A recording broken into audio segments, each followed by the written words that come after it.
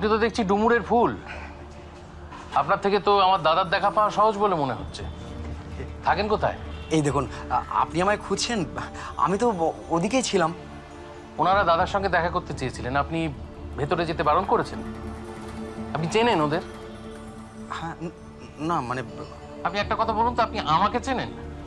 এই দেখুন কি যে বলেন, আপনি এত বড় একজন স্টারের ভাই, তাছাড়া আপনি নিজেও তো একজন স্টার, আপনাকে চিনবো না? কিন্তু মানে আপনি যে আমাকে এভাবে খুঁজছেন, ওই স্টুডিওর কাউকে বললেই হতো যে ওই অরুণবাবুর সেক্রেটারি একটু অধীরকে ডেকে দিতে, আমি নিজেই চলে আসতাম না? এই যে অধীরবাবু, বারবার অরুণবাবু অরুণবাবু করছেন কেন? কতদিন হয়েছে আপনি দাদার সেক্রেটারি হয়েছেন যে এত মাতব্বরি শুরু করেছেন? আপনি এদের যেতে বারণ করেছেন, জানেন এদের সঙ্গে দাদার কতদিনের পরিচয়, কতটা সম্পর্ক এদের সাথে? বারণ করিনি তো। এমা বারণ করবো কেন? আমি বারণ করার কে?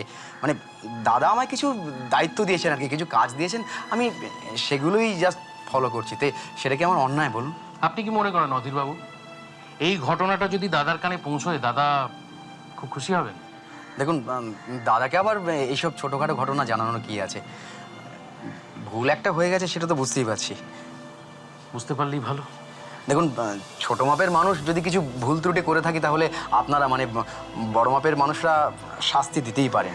কিন্তু দাদা, মানে আপনি যখন দাদার হয়ে কাজগুলো দেখতেন, তখন কি আপনি সুবিধা অসুবিধাগুলো দেখতেন না বলুন? দেখুন অধীরবাবু, অনুগ্রহ করে আমার প্রসঙ্গ এখানে টেনে আনবেন না। আপনার সঙ্গে আমার তুলনা হয় না, আমার ব্যাপারটা সম্পূর্ণ আলাদা। আর একটা কথা মাথা ঠান্ডা করে শুনুন, আমি যখন দাদার সেক্রেটারি ছিলাম, দাদার কাজ দেখতাম, তখন আমি না জেনে কোনোদিন ছড়ি ঘোরাইনি। এই হয়, অযোগ্য হাতে ছড়ি গেলে এই হয়। কিন্তু এটা আপনাকে মাথায় রাখতে হবে যে কি করলে না করলে দাদার মান সম্মানটা সাধারণ মানুষের কাছে বজায় থাকে। সে তো নিশ্চয়ই, মানে সেটা তো আমার কর্তব্য, মানে আমিও সেটা করছি না। মানে আমি ওই জাস্ট দেখাশোনা, ওইটুকুই আর কি।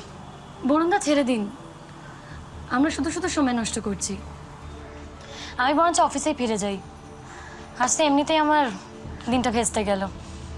অরুণদার সাথে এতগুলো কাজ ছিল, কোনোটাই হলো না। কোথাও যাবে না তোমরা, তোমরা আমার সঙ্গে যাবে দাদার সঙ্গে দেখা করতে ফ্লোরে। চলো। দেখবেন, একটু সাবধানে যাবেন।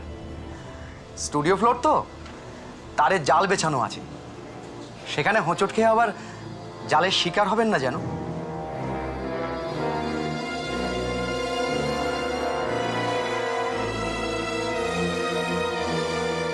বরুণদা, আমরা যাই। চলো।